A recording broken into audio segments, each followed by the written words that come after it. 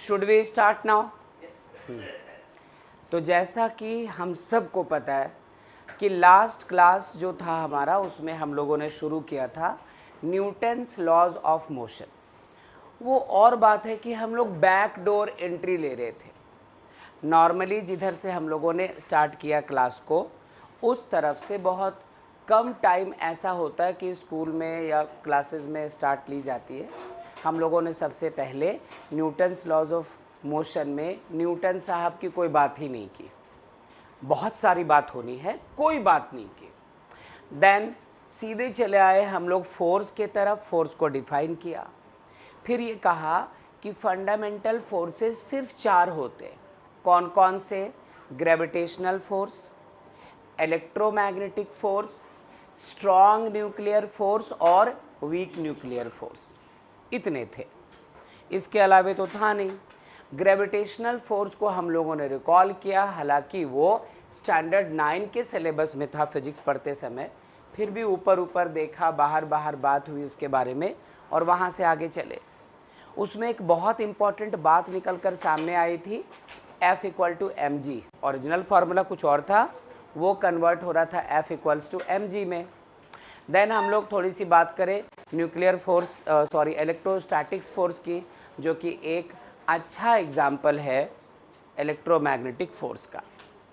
उसकी बात होने के बाद हम लोग फिर चले आए वीक न्यूक्लियर फोर्स की बात करने, तो उस बारे में भी बात हो गई। और हम लोगों को अब चलना है आगे।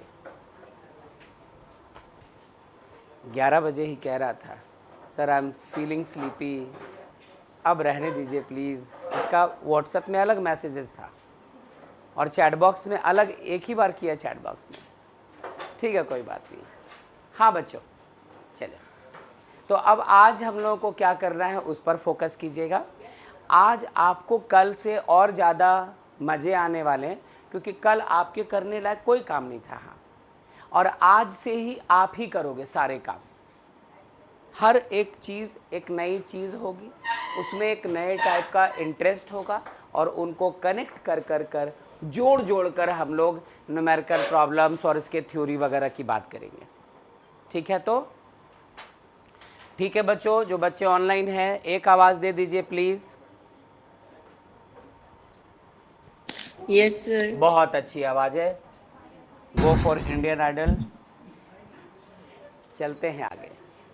ध्यान रखना नितिका।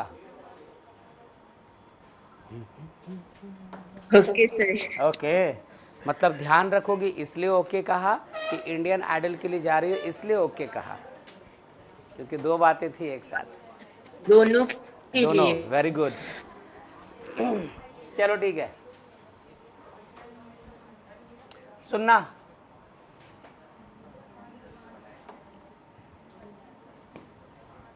क्या पढ़ना है आज हमें पढ़ना है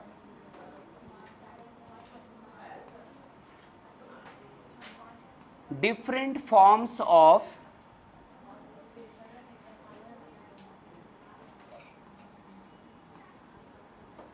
fundamental forces. Different forms of fundamental forces. ऐसा। तो सबसे पहले आप जरा गौर करो, फंडामेंटल फोर्सेस को ऐसे तो 4 कैटेगरी में क्लासिफाई किया था। क्या क्या नाम था प्रिया? ठीक है, तो पहला था हमारा ग्रेविटेशनल फोर्स, फंडामेंटल फोर्स का पहला टाइप। दूसरा इलेक्ट्रोमैग्नेटिक फोर्स, तीसरा स्ट्रॉन्ग न्यूक्लियर फोर्स, चौथा वीक न्यूक्लियर फोर्स। कहा ये जो न्यूक्लियर फोर्सेस है क्लास 12 के सिलेबस में, 11 से उसको लेना देना नहीं है, लेकिन उसके अलावे यदि हम लोग बात करें तो बाकी जो फोर्सेस हैं वो सब आ रहे थे कहाँ पे? वो सब कहाँ मौजूद थे? किसके अंदर आ रहे थे? इलेक्ट्रोमैग्नेटिक फोर्स के अंदर। एक छोटी सी चीज़ ये देखो, क्या ये चीज़ हम लोग कल पढ़ चुके बच्चों? कल पढ़ चुके हैं ये वाली चीज़?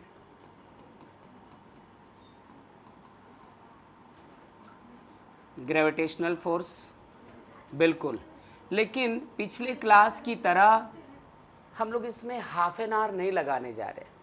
सिर्फ 2 मिनट्स, क्योंकि कल इस पर बात हो चुकी है और आज नए नए फोर्सेस बहुत सारे हैं जिसको सीखेंगे। सुनना, मैं सिर्फ इतना कह दूं कि ये कोई एक बॉल है जिसका मास m है, तो इस पे जो gravitational force towards the centre of earth लग रहा होगा वो mg होगा। क्या आपको कोई ऐतराज? कल प्रूव करवा दिया था। आज मैं कह रहा हूँ कि F इक्वल्स टू वो जो कल पढ़ रहे थे हम लोग, capital G m1 m2 by r square, उसी को तो बदलते बदलते बदलते बदलते ऐसा बनाया था। कल की क्लास, पिछले क्लास की बात हो रही है। तो आपको ध्यान रखना है कि ग्रेविटेशनल फोर्स हम लोग इसी को कहेंगे। कल ग्रेविटेशनल फोर्स के सारे प्रॉपर्टीज़ को डिस्कस कर लिया था कि ये सेंट्रल फोर्स होता है, नहीं ये मीडियम पे डिपेंड नहीं करता, और सारे के सारे पॉइंट्स वो देख लिया था। आज हम लोग उधर नहीं सर जाएंगे। हाँ नितिका, सर नितिका आवाज़ सर दीजिए। खुशी ना ज्वाइन हो रही है तो उसको अलाउ कर दीजिए ना अब आने देर के हो लिए। गई बेटा, देर हो गई। मान लो ऐसे होगा तो हर कोई देर देर से ज्वाइन ही होता रहेगा, फिर मैं क्लास कैसे लूँगा, है ना? Okay sir. चलो ठीक है, ठीक है, चलो आ जाइए। ठीक है सीधा अंदर। तो आई प्लीज़ वहाँ बैठ जाइए, उस वाले बेंच में, ठीक है? बाकी बातों को देखते हैं। तो ये तो रहा हमारा ग्रेविटेशनल फोर्स। दूसरा बच्चों, दूसरा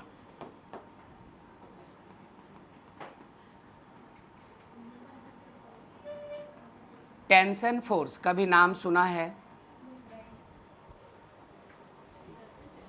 टेंशन फोर्स ये कैसी चीज़ है, अच्छे से सुनना ध्यान से, फिर इसकी प्रॉपर्टी लिखेंगे,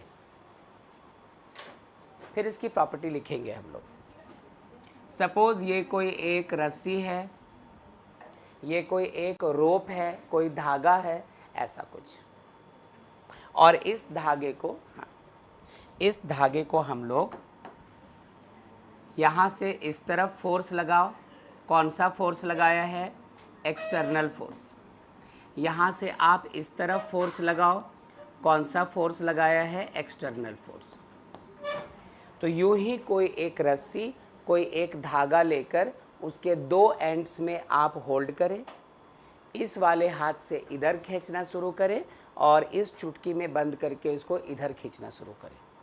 तो सोचो जरा, वो धागा क्या हो जाएगा? तन जाएगा, वो रस्सी खिंच जाएगी, वो टाइट हो जाएगी। और यदि आप इसको इस रबर बैंड के हेल्प से समझने की कोशिश करें, अब ये धागे जैसा तो दिख नहीं रहा, ये तो रबर बैंड जैसा दिख रहा है। देखता हो, नहीं टूटेगा तो बेइज्जती है।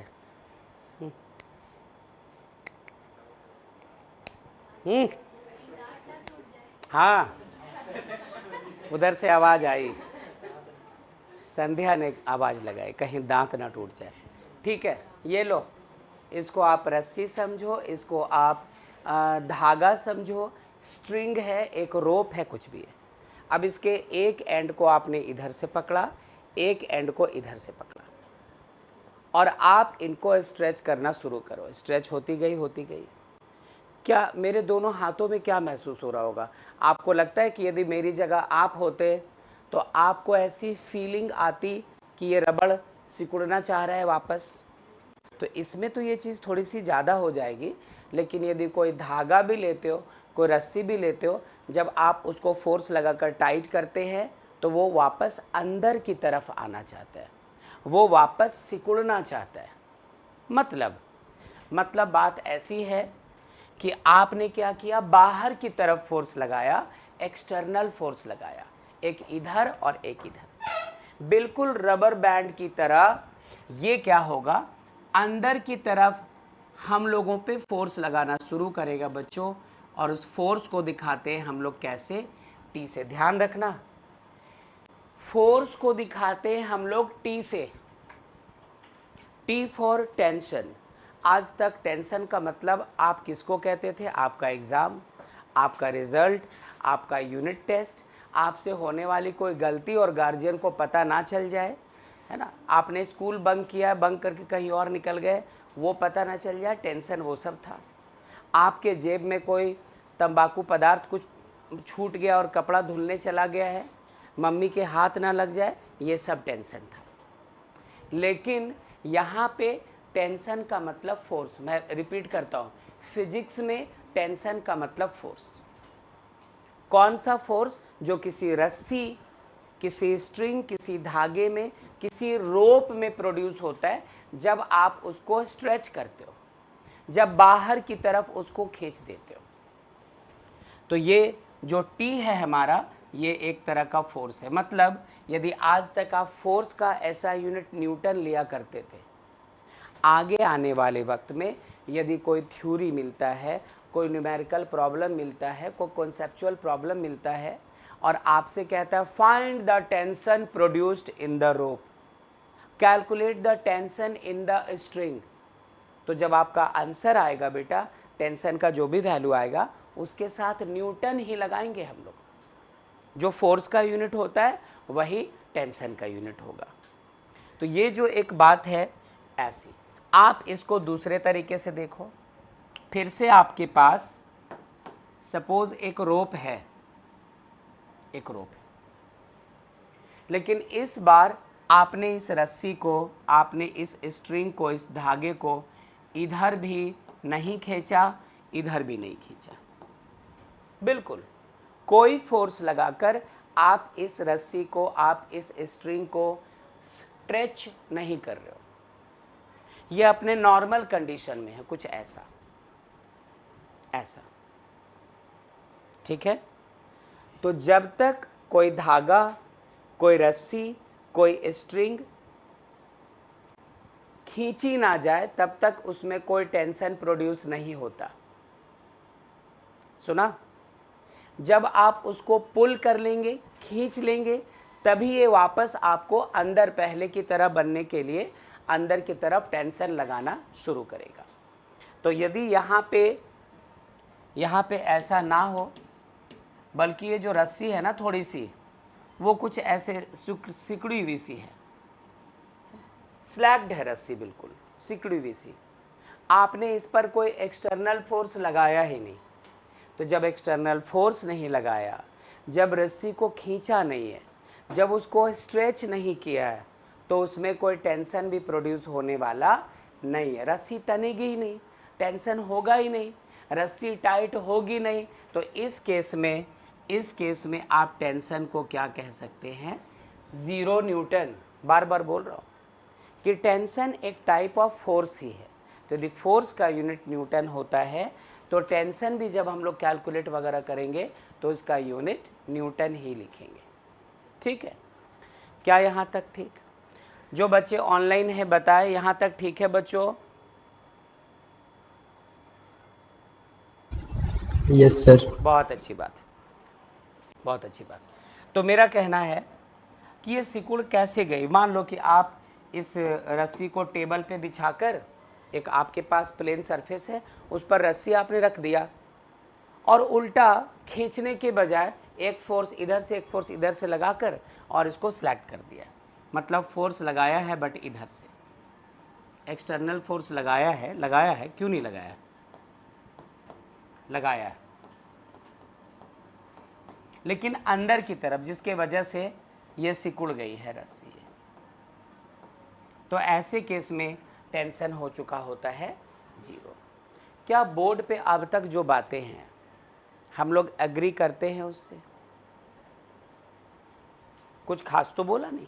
कहा फंडामेंटल फोर्स के जो अलग अलग टाइप है, जिनकी ज़रूरत हमें इस चैप्टर में पढ़ने वाली है, जिसका हम लोग यूज करेंगे अभी से लेकर ज़िंदगी भर, जब तक मैकेनिक्स की बात होगी, तो उसको बारी बारी से सीख रहे थे। एक तो ग्रेविटेशनल फोर्स, कल दिखाया था कि F = mg क्यों लेना है, और आज ये नया वाला फोर्स आपने देखा, टेंशन फोर्स। अच्छा, इस टेंशन फोर्स को ऐसे भी तो दिखा सकते थे हम लोग, कैसे कैसे, कि ये कोई सीलिंग है, हमारे आपके घर की छत है जहाँ से पंखे को लटकाते हैं, सीलिंग है, ध्यान रखना है ना, शिवलिंग नहीं। हाँ, श्री शिवाय नमस्तोभ्यम।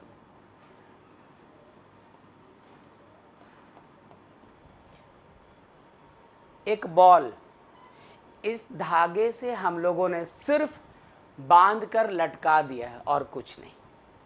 अब बात बताओ, कम ही सही, लेकिन आपको नहीं लगता कि नीचे की तरफ इस पर कुछ एक्सटर्नल फोर्स लगेगा? कौन सा फोर्स लगेगा बच्चों? Gravitational force, mg। जो कल सीखा था वो आज काम आएगा, जो पिछले क्लास सीखा था उसकी ज़रूरत आज पड़ेगी।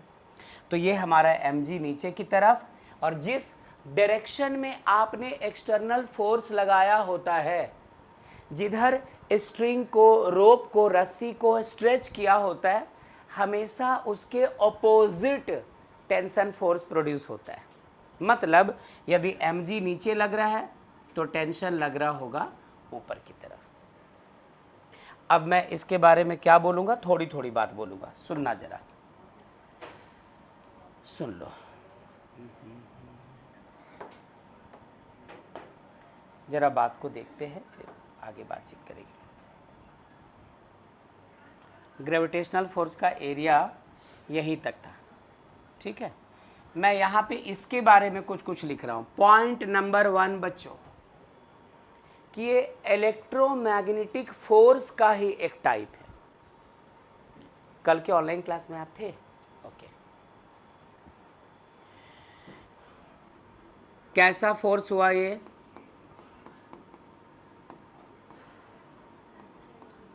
इलेक्ट्रोमैग्नेटिक फोर्स, पहली बात।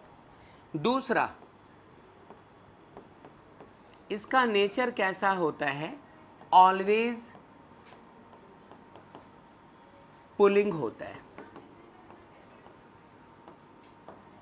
हाँ, ये रही रस्सी, आप एक्सटर्नल फोर्स लगाकर इधर स्ट्रेच कर रहे हो, आप इधर स्ट्रेच कर रहे हो, टेंशन फोर्स आपको अंदर की तरफ पुल कर रहा है। आप इसको बाहर खींच रहे हो, टेंशन फोर्स इसको वापस पहले की तरह बनाएगा, आपके दोनों हाथों को मजबूर करेगा अंदर की तरफ आने के लिए। तुम बोलोगे आसान सा काम है सर, इस फोर्स से क्या ही फर्क पड़ता है, बट आपको पनिशमेंट दे दिया। बोला बस इसको स्ट्रेच करके रखो 2 दिनों तक लगातार। जैसे ही ये इसका लेंथ थोड़ा कम हुआ, यहाँ कनपट्टी पे एक गन रखी हुई है, उसका ट्रिगर दब जाएगा और तू सज़ा से बच जाएगा। लेकिन ऐसा बचना भी क्या बचना कि मर जाए इंसान। तो तब उस वक्त आपको पता चलेगा कि टेंशन फोर्स कितना भारी भरकम होता है। तो ये क्या होता है, हमेशा अंदर की तरफ पुल कर रहा होता है। तो ये पुलिंग नेचर का हो गया। अच्छा, ये भी बोल दूं कि ये जो टेंशन फोर्स होता है always acts along the length of the rope, of the string, etc. along the length, ऐसे जब भी लगेगा तो इधर ऐसे इस डायरेक्शन में। कभी भी ऐसा नहीं होगा कि रोप ऐसे है, टेंशन फोर्स ऊपर लग रहा है, रोप ऐसे है, टेंशन नहीं, हमेशा इसके लेंथ के अलोंग लग रहा होगा। तो क्या आप ये समझ पाए कि बोर्ड पे अभी 2 तरह की चीज़ें हैं? आपको पहले हेडिंग ये देना था कि हम लोग different forms of fundamental forces देख रहे हैं। उसके बाद क्या करना था कि पहला फॉर्म कौन सा था इसका? ग्रेविटेशनल फोर्स, जो लास्ट क्लास पढ़ चुके थे हम लोग। अभी तो फॉर्मेलिटी के लिए लिखा कि m मास की कोई बॉडी है तो ग्रेविटेशनल फोर्स mg लगा करेगी इस पर। देन हम लोगों ने टेंशन फोर्स को शुरू किया। तो ये वाली जो चीज़ है वो यहाँ आपके सामने मौजूद है। बोर्ड पर जो कुछ है बच्चों, मैं उम्मीद करता हूँ आप इसको एक्सेप्ट कर पा रहे होंगे। नोट कीजिए पहले, फिर आगे बात करते हैं। ठीक है अभिनव, चले अब आगे सुनना। जब आप इसके न्यूमेरिकल प्रॉब्लम से पहुंचेंगे तो एक वर्ड आएगा, लिखा होगा आइडियल स्ट्रिंग। स्ट्रिंग में टेंशन लगता है वो तो समझ गए। हमेशा अप्लाइड फोर्स के अगेंस्ट लगता है, वो तो समझ गए। Along the length of the string ये टेंशन फोर्स लगता है, वो भी समझ गए, सारी बातें समझ गए। लेकिन और ये भी समझ गए कि यदि स्ट्रिंग हमारी सिकुड़ी हुई हो, वो स्लैग्ड हो, तो वैसे केस में टेंशन 0 होता है। ठीक है, अगली बात सुनना, क्या है जानना हमें, आइडियल स्ट्रिंग। कितने तरह के धागों से पाला पड़ा है हमारा आपका। पतंग उड़ाने के लिए जो धागा यूज़ करते थे वो, उसके अलावे भारत में है तो ताबीज़ में लगाने के लिए भी धागा यूज़ करते हैं हम लोग। ब्लैक धागा, रेड धागा, येलो धागा वगैरह यूज़ करते हैं। और उसके अलावे धागे को अलग अलग शक्ल में देखते देखते हम लोग बड़े हो रहे हैं। लेकिन कभी भी आइडियल धागा नहीं सुना आपने। अब आइडियल धागा होता कैसा है वो समझो ज़रा, क्या क्या खास बात होनी चाहिए। यदि कोई स्ट्रिंग आइडियल है तो ज़रा उसकी पहचान देखना, और किसी को यदि ऐसा धागा कभी मिला हो तो एड्रेस बताना, हम लोग बहुत सारा खरीदेंगे, एक्सपोर्ट करेंगे। पूरा विश्व ढूंढ रहा है इसको। ये प्रियांशी मासी, चलो ठीक है। पहली बात बेटा, वो मासलेस होना चाहिए, कोई वजन नहीं होना चाहिए उसका। यहाँ तक कि 0.0000000000000000000000000000001 मिलीग्राम भी नहीं चाहिए ऐसा धागा। अब हम तुम कौन है, इलेक्ट्रॉन का भी मास निकाल के बैठे हुए, 9.1 × 10⁻³ kg। तो ऐसा धागा कैसे बनाओगे जिसका कोई मास ना हो? अच्छा, बन गया है। अच्छा, किसने बनाया? अंकिता ने पेन से एक लाइन खींच दी है। पक्का? अच्छा ठीक है, जय भारत। दूसरी बात सुनो बेटा, ये ऐसा होना चाहिए, इनएक्सटेंसिबल, मतलब धागे से आप कुछ भी बांध दे, धागे के एक एंड को बांधकर दूसरा एंड आप खींचना शुरू करो, उसका लेंथ इंक्रीज नहीं होना चाहिए। इज इट पॉसिबल वापस में ये रबर बैंड ले लूँ वापस से? अभी तो ये स्लैक है इसमें, लेकिन इसमें यदि ये स्टाइलस बांध कर लटका दे तो कुछ तो ये टाइट होगा, कुछ तो इसका लेंथ बढ़ जाएगा। तो आज तक ऐसा धागा भी नहीं बना जो इनएक्सटेंसिबल हो। हिंदी में कहते हैं अवितन्य, अवितन्य, जिसको और खींचा नहीं जा सकता, जिसको खींचकर और लंबा नहीं किया जा सकता। हमें इसमें तो पता चल जा रहा है कि हाँ इसकी लेंथ बढ़ गई है, बट यदि इतना मोटा धागा होता उसमें कुछ लटकाओगे तो आपको पता नहीं चलेगा लेंथ बढ़ा है, बट कुछ ना कुछ लेंथ इंक्रीज हो चुका होता है। तो यदि बात आइडियल स्ट्रिंग की है तो इनएक्सटेंसिबल भी होना चाहिए, उसमें कुछ भी लटकाओ उसकी लेंथ जरा भी नहीं बढ़नी चाहिए। तीसरी प्रॉपर्टी बेटा, तीसरी बात, मासलेस है, इनएक्सटेंसिबल है, और सबसे पावरफुल चीज,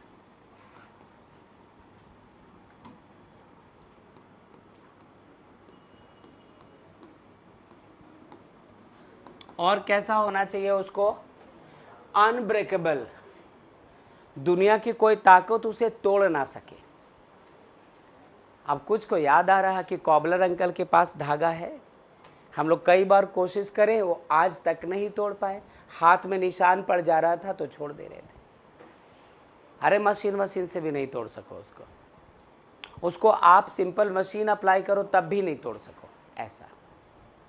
उसमें आप उस धागे को सीलिंग से बांध कर और इसमें आप एक मास लटका दो, कितने केजी का? 1000। जाओ तुम 10,000 ले लो, जाओ 1 लाख केजी का कुछ लटका दो, ये धागा टूटना ही नहीं मांगता है। कभी देखेला ऐसा धागा कहीं भी? सुनेला तो है ही नहीं, देखेला कैसे हो सकता है। मतलब जब जब ये बात करेंगे न्यूमेरिकल प्रॉब्लम में कि एक बॉडी है, उसको एक आइडियल स्ट्रिंग से लटकाया है, दिमाग में रहना चाहिए कि उसका लेंथ इंक्रीज होने वाला नहीं है, उसका कोई मास नहीं होगा, जीरो मास। और उसके पीछे रीज़न देखो, बता रहा हूँ, फिजिक्स सीख रहे हो आप। आपसे मैं बोलूँगा कि इसका वेट कितना लगेगा mg, तो कोई एक चालाक बच्चा बोलेगा सर धागा का भी तो कुछ वजन होगा, यदि 2 kg ये है तो 0.00001 kg इसका भी तो मास होगा। ऐसी मूर्खता से बचाने के लिए न्यूमेरिकल प्रॉब्लम आपको पहले बता देगा कि a body having mass 2 kg is connected at the lower end of an ideal string। ऐसा आइडियल स्ट्रिंग का मीनिंग आपको पता हो जाना चाहिए कि वो मासलेस है, उसका मास 0 है, mg में उसका कोई असर नहीं पड़ेगा, लेंथ इंक्रीज नहीं होने वाला है ना, उसके लेंथ इंक्रीज नहीं होगा, ब्रेक नहीं हो सकता, ये सारी चीज़ें। ठहर जाओ, एक बात और करनी। नितिका, अभिनव, आवाज़ दीजिए प्लीज़।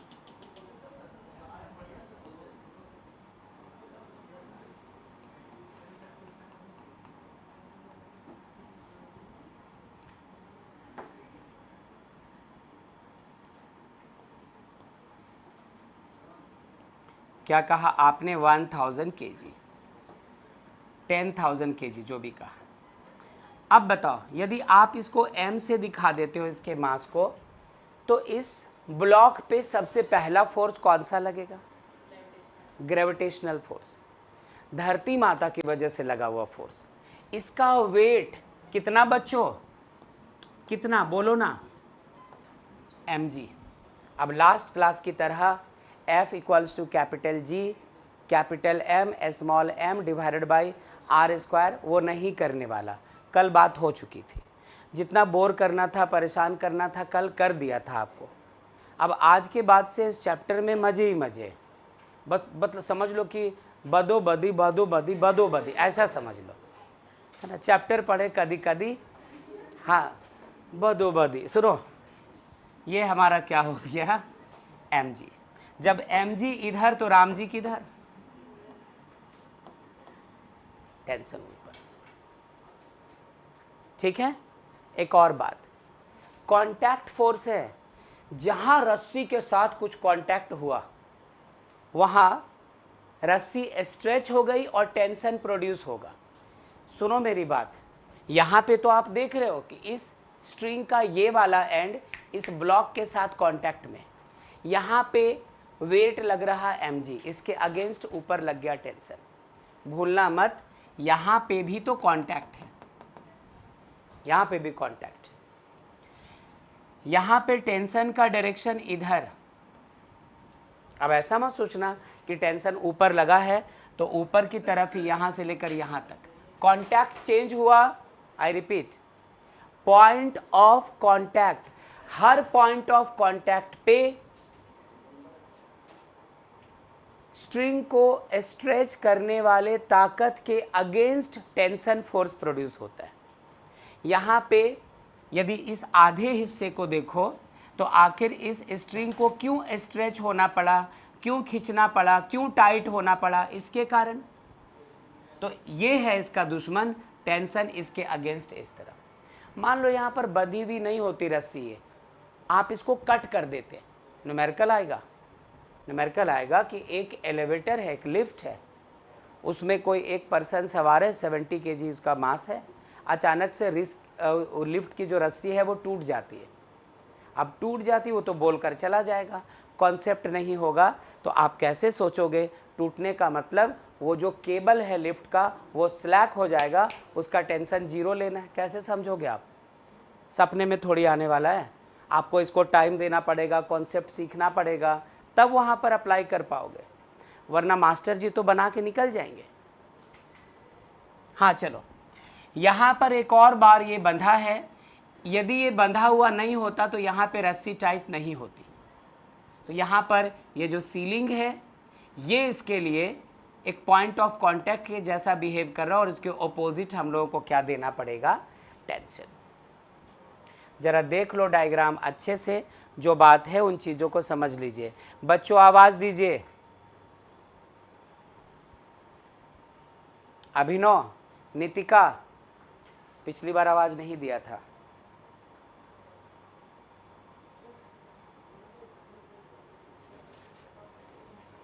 अच्छा, मन में बोल दिए। Thank you, thank you. ठीक है, प्रिंस भी पूरा ध्यान लगाए हुए थे और राज भी, कि देखते हैं इस बार आवाज़ देता है, आपकी बात मानता है कि नहीं कोई। एक और बात सुनो बेटा, point number 4,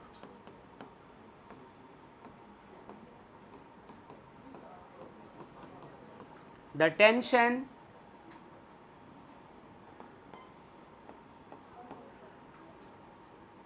throughout a given string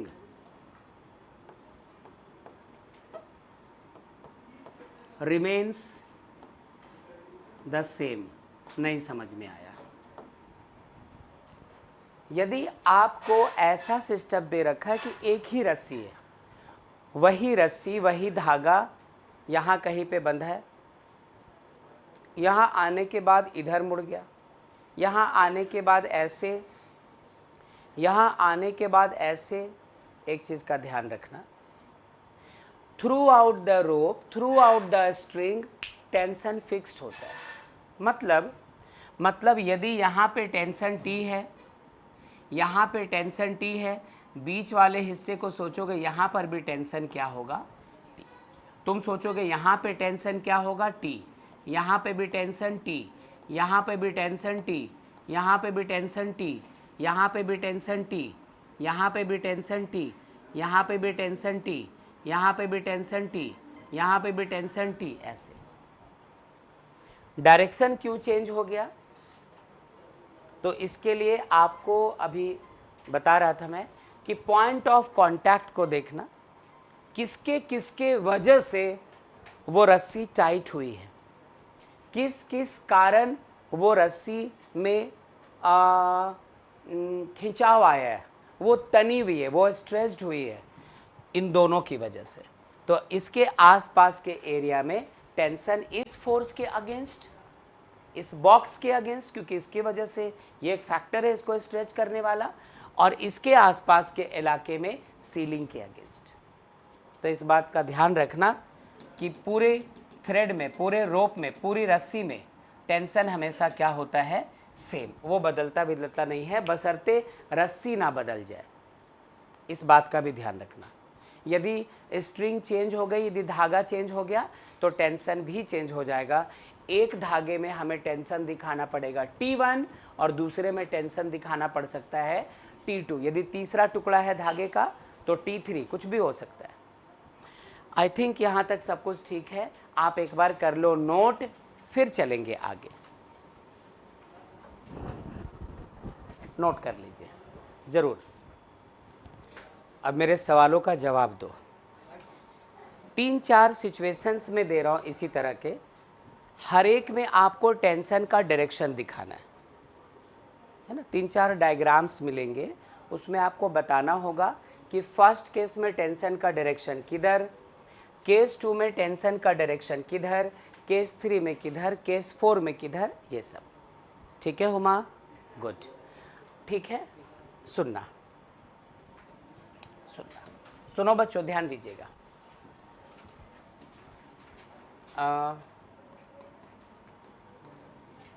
छोड़ो।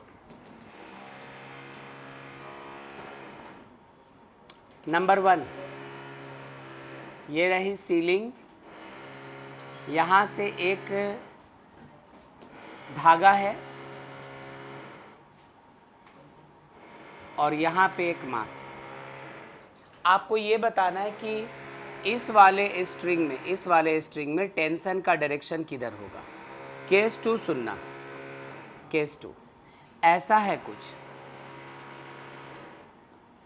ये दीवार है और यहाँ पे कोई एक बॉडी ऐसे रखी हुई है और एक रस्सी से ऐसे बंधी हुई है। आपको बताना है कि इस वाले रस्सी में टेंशन का डायरेक्शन किधर है। देन आप नंबर 3 में आ जाओ, केस 3 में आ जाओ। ऐसी है बात, ये रही रस्सी, ये रहा सरफेस, और यहाँ कहीं पे एक बॉडी ऐसे रखी हुई। इस वाले रस्सी में भी हमें टेंशन का डायरेक्शन बताना है। फिर आप एक और केस ले लो, ऐसा एक ब्लॉक, ये दूसरा ब्लॉक, और ये एक धागा। एक और ले लो, नहीं एक और नहीं, ये 4। इन चारों में हमें स्ट्रिंग में प्रोड्यूस होने वाले टेंशन का डायरेक्शन बताना है। तो ये आप डायग्राम्स पहले नोट कर लो चारों को, और जो समझ में आया हो उसका इस्तेमाल करो। मे बी कि आप चारों केस में सही आंसर करें, 2 सही करो, 3 सही करो, 1 सही करो, सारा का सारा दही करो, डिपेंड आप पे करता है। फिर मिल के चेक करें।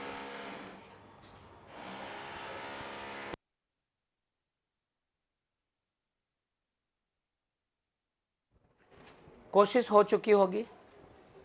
अब ज़रा आइए देखते हैं कि आपने चारों में से कितने को सही किया है, कहाँ कुछ मिसप्रिंट हो गया।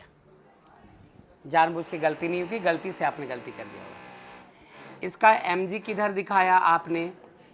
नीचे। तो यहाँ आसपास टेंशन किस तरफ? ऊपर की तरफ। क्या ये करेक्ट हो गया? यदि आपने जज्बात में आके यहाँ पर भी नीचे टेंशन दिखा दिया, चलेगा ना, कोई बात नहीं, लेकिन सिर्फ किसी एक ही जगह दिखाना था। ठीक है, इसमें आ जाओ। ये चूंकि ब्लॉक इधर जा रहा है तो इसके अगेंस्ट टेंशन किस तरफ दिखाना था हमें? इधर। चलेगा? अच्छा, यहां आ जाओ। इसमें टेंशन का डायरेक्शन किधर? ऊपर की नीचे? नीचे दिखाया होगा, गलत। इसमें टेंशन क्या होगा बेटा? 0। अरे धागे के ऊपर वो ब्लॉक रखा है, धागा तो सिकुड़ जाएगा। धागा तो कुछ ऐसे ऐसे, जब तक ये स्ट्रेट नहीं हो, जब तक ये स्ट्रेच ना रहे, तब तक तो टेंशन 0 रहेगा। तो कितने बच्चों का ये सही हुआ था? आर्यन का पक्का, आदर्श का, और आपका भी ना? तो आर्यन का, आदर्श का और आदित्य का, इन्होंने कहा कि हम लोगों ने टेंशन 0 किया था। और हम में से किसी का और सही नहीं हुआ था? इसमें आ जाओ। यहां टेंशन किस तरफ दिखाया? इसमें इस तरफ और इसमें इस तरफ। बोलो बच्चों हाँ कि ना, है ना? तो ये वाला गलत हो गया आपका। टेंशन इसमें भी क्या होगा? 0। अरे एक ब्लॉक उसके, अभी गर्दन दबा के मारो मत, रहने दो। हाँ सुनो, एक ब्लॉक इधर, एक ब्लॉक इधर, टेबल पर पड़ा हुआ है और धागा ऐसे बंधा हुआ है। इसमें टेंशन कब आता? जब हम लोग ऐसी बात करते कि कोई एक्सटर्नल फोर्स इस पर लगकर इसको इधर खींच रहा हो और कोई एक्सटर्नल फोर्स इस पर लगकर इसको इधर खींच रहा हो, तब इसमें टेंशन आता। ये तो बस एक धागा है, एक ब्लॉक इधर, दूसरा ब्लॉक इधर, और इसको हॉरिजॉन्टल सरफेस पे छोड़ रखा है, तो टेंशन यहाँ पे क्या हो जाएगा? 0। ठीक है, ठीक है। यदि आप पास आउट होते, मान लो ये बैच पास आउट बैच होता, जिन्होंने 12th दे दिया है, जिन्होंने इन चीज़ों को एक बार पढ़ लिया है, उनको पता होता कि मैं क्या कोशिश कर रहा हूँ। क्योंकि आप फर्स्ट टाइम, है ना, क्लास 11th में 11th हो, पहले इन चीज़ों को पढ़ा नहीं है, फर्स्ट टाइम पढ़ रहे हैं, तो आपको ये पता ही नहीं कि कोशिश क्या चल रही है। कोशिश चल रही है कि न्यूमेरिकल का कोई भी लेवल हो, 11th लेवल हो या जेई नीट लेवल हो, आप उसका FBD खराब ना करें। जहाँ जहाँ जो जो फोर्सेस लगने हो वो 100% करेक्टली दिखा सकें। तो छोटे टुकड़ों में ये बात चल रही है। तो फिलहाल यदि कुछ रॉन्ग वगैरह हुआ है तो करेक्शन कर लो, फिर चलते हैं आगे। Make proper corrections.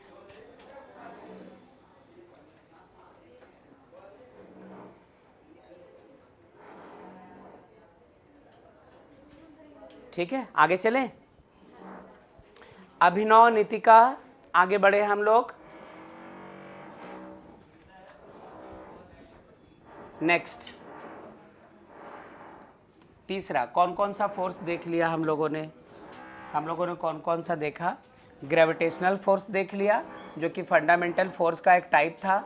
Tension force भी देख लिया, और टेंशन फोर्स के साथ साथ आइडियल स्ट्रिंग क्या होती है उस बारे में बात कर चुके, और कुछ 4-5 एग्जाम्पल्स लिया जिसमें टेंशन दिखाना चाह रहे थे। यहाँ पे भी स्ट्रिंग में स्लैक था, यहाँ पर भी स्ट्रिंग में स्लैक है ना, सिकुड़ी हुई रस्सी है, खींचा नहीं है किसी ने, इसलिए टेंशन भी नहीं। जब तक रस्सी को स्ट्रेच नहीं करोगे तब तक उसमें कोई टेंशन प्रोड्यूस ही नहीं होगा, ये ध्यान रखिएगा। अच्छा, अब आ जाओ नंबर 3, ये कहलाता है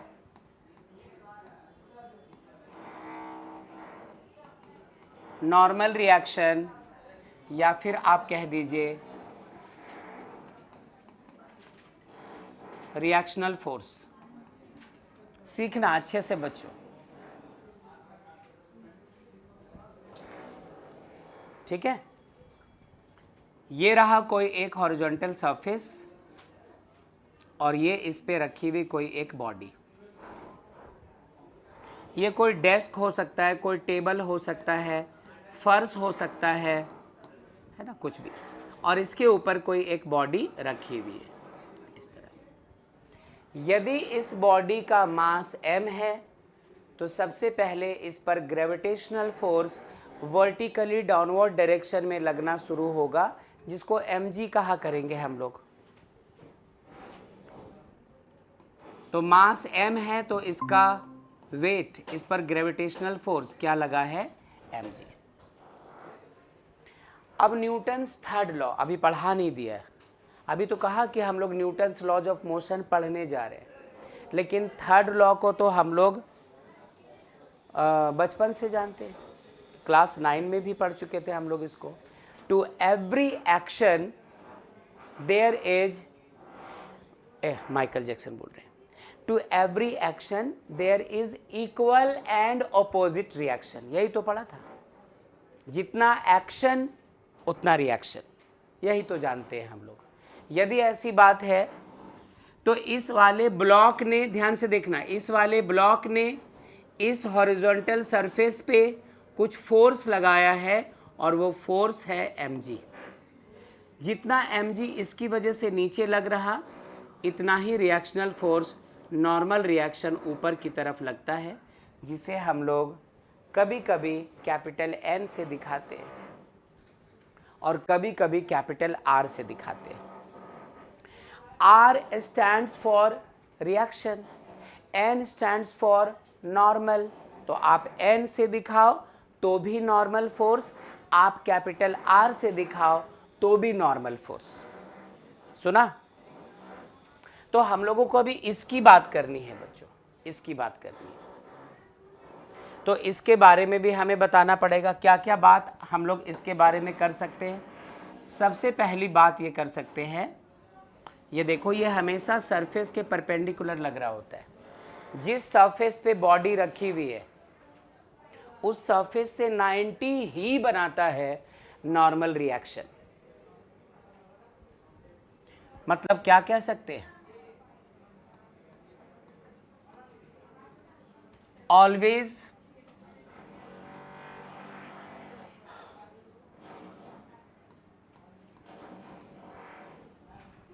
always perpendicular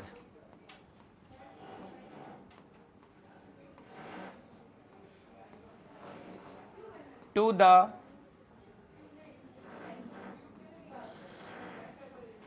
surface in contact। जिस सरफेस पे आपने बॉडी को रखा है टच करवाकर, हमेशा ये फोर्स उस सरफेस से 90 का एंगल बना रहा होगा। मतलब यदि यहाँ पर ऐसा है, मान लो कि आप बॉडी ऐसे रख रहे होते, सरफेस ऐसे होती, बॉडी ऐसे रखी गई होती, तो नॉर्मल रिएक्शन इस पर अभी भी इस तरफ हो, ताकि यहाँ से 90 बना सके। ठीक है, इस बात का ध्यान रखिएगा। तो always perpendicular to the surface in contact. दूसरी बात इसका नेचर कैसा होता है? Always pushing in nature. जिस सरफेस पे है ये सरफेस लगा रहा होता है नॉर्मल रिएक्शन बॉडी को वापस पुश करने के लिए। mg नीचे लगा, इस पे लोड पड़ा तो ये वापस ऑपोजिट डायरेक्शन में एक पुश लगा रहा होता है और परपेंडिकुलरली वो पुश लगा रहा होता है, तो हम लोग उसको कह रहे होते क्या है कि ये नॉर्मल रिएक्शन है। तीसरी बात, ये फोर्स तभी लगेगी जब कुछ कांटेक्ट हो रहा हो बॉडीज का आपस में। तो ये कैसा फोर्स हो गया? Contact force. यदि इस सरफेस के साथ इस वाले बॉडी का कांटेक्ट नहीं होता, यदि यहाँ पे टच नहीं कर रहे होते एक दूसरे को ये लोग, तो ये नॉर्मल रिएक्शन नहीं लग रहा होता। तो याद रखना, नॉर्मल रिएक्शन तभी अप्लाई करना जब ये जो बॉडी है वो किसी सरफेस के कांटेक्ट में हो। अच्छा, एक बात तो बताना भूल ही गया कि ये कौन सा टाइप है, ये कौन से टाइप का फोर्स है? इलेक्ट्रोमैग्नेटिक फोर्स है ये।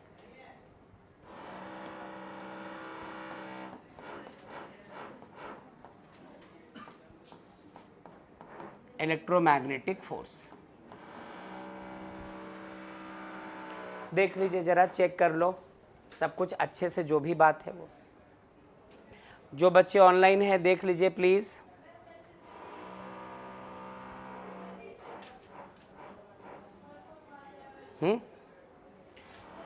इसको अप्लाई कौन करता है? ये वाला सरफेस अप्लाई करता है। Always applied by the surface on the body, जो इसके ऊपर रखी हुई है।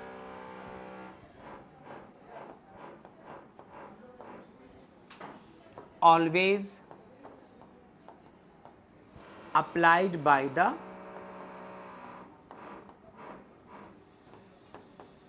सरफेस। तो इस फोर्स को हम लोग कहते क्या है? नॉर्मल फोर्स या नॉर्मल रिएक्शन या रिएक्शनल फोर्स। एन से दिखा सकते हैं या फिर आप आर से दिखा सकते हो। एन या फिर कैसे? आर से। कुछ बुक्स, कुछ टीचर्स नॉर्मल रिएक्शन को एन से दिखाया करेंगे, कुछ बुक्स, कुछ टीचर्स इसको कैपिटल आर से दिखाया करेंगे। तो इससे फ़र्क नहीं पड़नी चाहिए, नोट किया जाए, क्योंकि इसके बाद हम लोगों को जैसे आइडियल स्ट्रिंग पढ़ा था वैसे ही पढ़ना है रिजिड बॉडी के बारे में। पहले कर लीजिए note.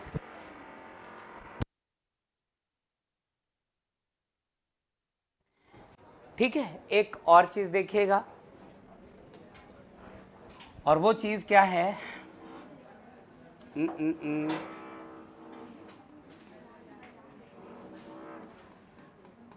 Perfectly rigid body. Questions के समय, थ्योरी के समय, न्यूमेरिकल प्रॉब्लम के समय कभी सिर्फ रिजिड बॉडी भी लिखा रह सकता है और कभी परफेक्टली रिजिड बॉडी भी लिखा रह सकता है। होता क्या है वो समझना। फिर से ये कोई सरफेस,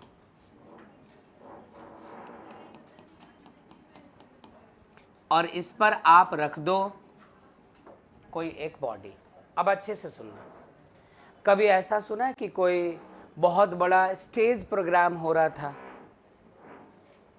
कोई शादी वगैरह हो रही थी, दूल्हे और दुल्हन को बिठाया गया था, फैमिली फोटोग्राफ्स लिए जा रहे थे। एक ऐसा वक्त आया कि 40-50 लोग एक साथ स्टेज पे थे और अब तक वो पोज दे ही रहे थे। कैमरामैन वो सबका वो वीडियो ले ही रहा था। अचानक से 40-50 लोग जो ऊपर थे वो 40-50 लोग नीचे। इनको लगा कि सब लोग एक साथ कहाँ चले गए, है ना? जो पिक ले रहे थे, जो रिकॉर्डिंग कर रहे थे, उनको क्या हुआ था? क्यों ऐसा हो सकता है? हम लोग कई तरीके से बोलते हैं, लोड ज़्यादा हो गया, लोग ज़्यादा हो गए, स्टेज कमज़ोर था, कुछ भी तो कह सकते हैं। अब मेरी बात सुनना, कोई ऐसा सरफेस जिस पे आप कितना भी लोड दे दो, कितना भी लोड दे दो,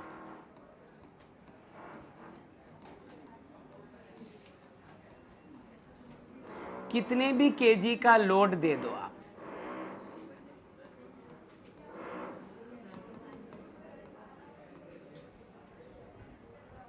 वो ना टूटे। सुना? अ सरफेस और a body which can not be deformed, जितना लोड देना है दे दो, जितना वजन देना है दे दो, जितना प्रेस करना है कर लो, वो टस से मस नहीं होगा। अच्छा, क्या कहना चाहता था मैं कहना चाहता था कि a body that can not be deformed or cannot be compressed or cannot be broken, चाहे आप जितना वजन रख दो वो सरफेस नहीं टूटने वाला है, वो प्लेटफॉर्म टूट ही नहीं सकता। सुन लिया? अब इसकी दूसरी प्रॉपर्टी सुनो।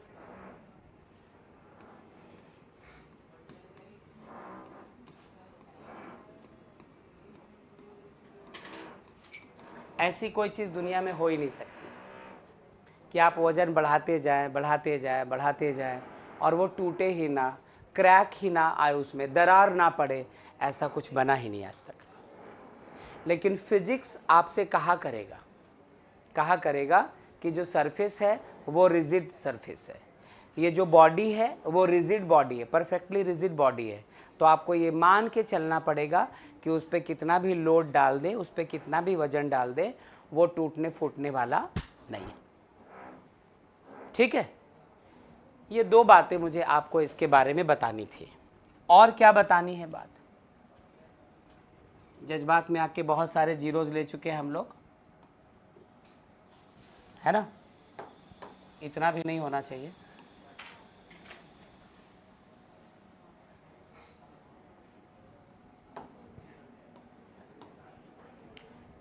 कितना भी हैवी लोड दे दो ये ब्रेक होने वाला नहीं है, मतलब अनब्रेकेबल है ये, है ना?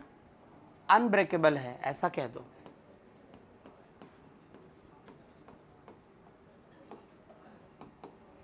ऐसे बॉडी को हम लोग क्या कहेंगे?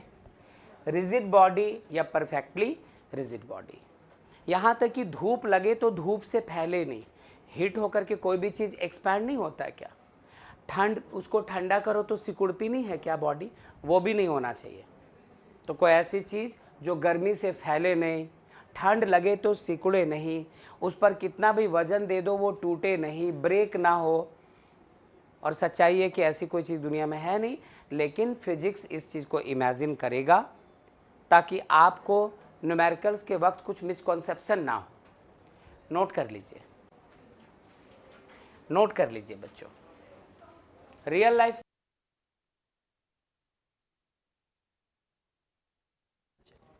आगे ध्यान दीजिएगा, एक क्वेश्चन जैसा,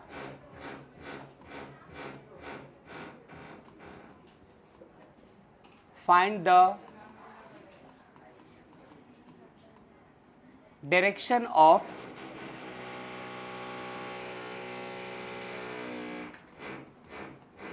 नॉर्मल रिएक्शन। अलग अलग केसेस हैं और बस एक चीज़ ध्यान रखना, नॉर्मल रिएक्शन हमेशा उस सरफेस के परपेंडिकुलर होगा जिस सरफेस पे बॉडी रखी हुई है, चाहे किसी भी एंगल में हो। तो ज़रा सोचो, यदि केस 1 ऐसा है, हॉरिजॉन्टल सरफेस यूँ है, बॉडी ऐसे पड़ी हुई है, आपको बताना है कि एन किस तरफ होगा। यदि सरफेस ऐसा है, बॉडी ऐसे पड़ी हुई है, आपको बताना है कि नॉर्मल रिएक्शन कैसा होगा। यदि सरफेस ऐसा है, ऐसा, और बॉडी ऐसे पड़ी हुई है, तो बताना है कि नॉर्मल रिएक्शन किस डायरेक्शन में होगा। ट्राई कीजिए। आर का डायरेक्शन बताना है, एन का डायरेक्शन बताना है, बस इतना। आर या एन का डायरेक्शन बताना है, नथिंग एल्स।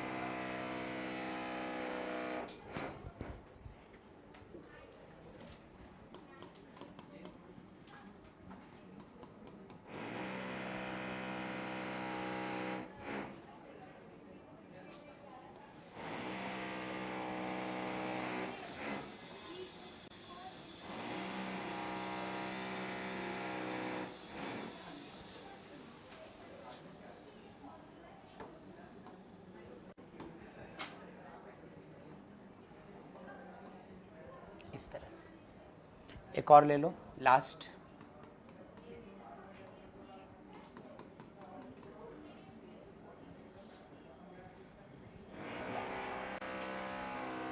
बस इतना।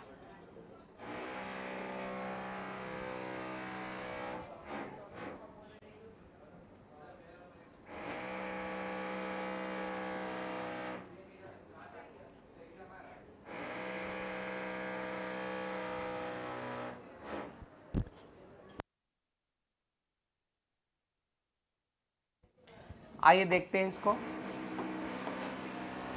क्या यहाँ पे नॉर्मल रिएक्शन का डायरेक्शन ये दिखा दिया? सरफेस ऐसा है तो नॉर्मल रिएक्शन का डायरेक्शन इस तरफ दिखाया। बस ये ध्यान रखना, जिस सरफेस पे बॉडी रखी है उसके परपेंडिकुलर होना चाहिए।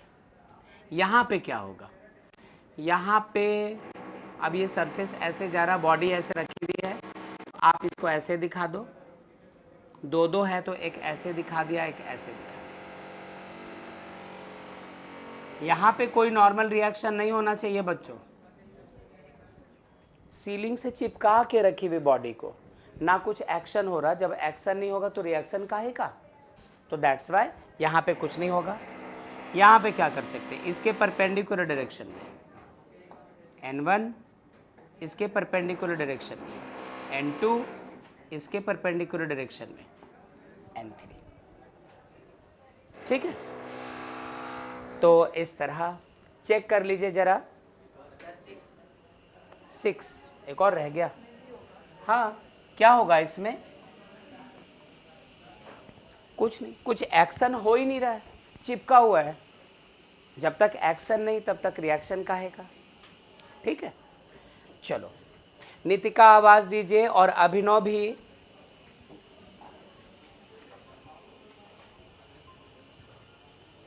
नितिका, अभिनव।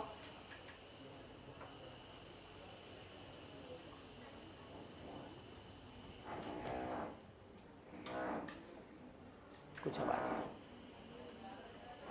कुछ भी नहीं। ठीक है ना, कोई नहीं।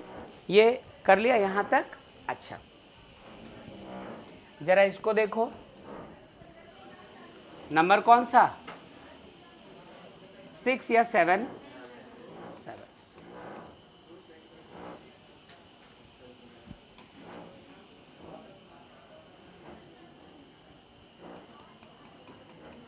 यहाँ पे भी बताना है आपको।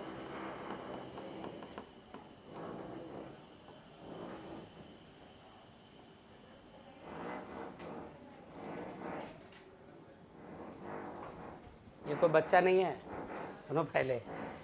ये एक स्फेयर है और ये सरफेस ऐसा है ना, ऐसे सरफेस में बीच में ऐसे रख दिया लड्डू की तरह, ऐसा समझ लो। इसको ऐसा नहीं हो कि सर है और दोनों हाथ है, ऐसा मत समझ लीजिएगा। ठीक है, तो जरा इनमें भी देखो, इसमें क्या होगा। ये ड्रिल लग रहा है हम लोगों से कुछ कहना चाह रहे हैं। क्या होगा ऐसा? यहाँ पे क्या होगा, सुनो मेरी बात सुनो, बहुत इंपॉर्टेंट बात। ये तो कॉर्नर है, ऐसे करके ये कॉर्नर हो चुका है, ये हमारा कॉर्नर हो चुका है। अब कॉर्नर पे कैसे परपेंडिकुलर डायरेक्शन लेंगे? तो ऐसे केस में आप इस स्फेयर के सरफेस को ले लो, यहाँ इसके साथ 90 बनवाता हुआ दे दो, यहाँ इसके साथ परपेंडिकुलर डायरेक्शन में दिखा दो, इस तरह। ठीक है, चलिए कर लीजिए नोट। आज की क्लास में हम लोग यहीं तक पढ़ेंगे। इसको नोट कर लो। आज की क्लास में और कुछ नहीं, बाकी बातें अगले क्लास में। और क्यों रिप्लाई नहीं किया है आप दोनों ने नहीं पता।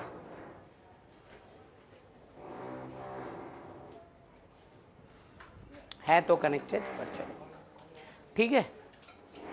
चलिए आज की क्लास यहीं रोकेंगे।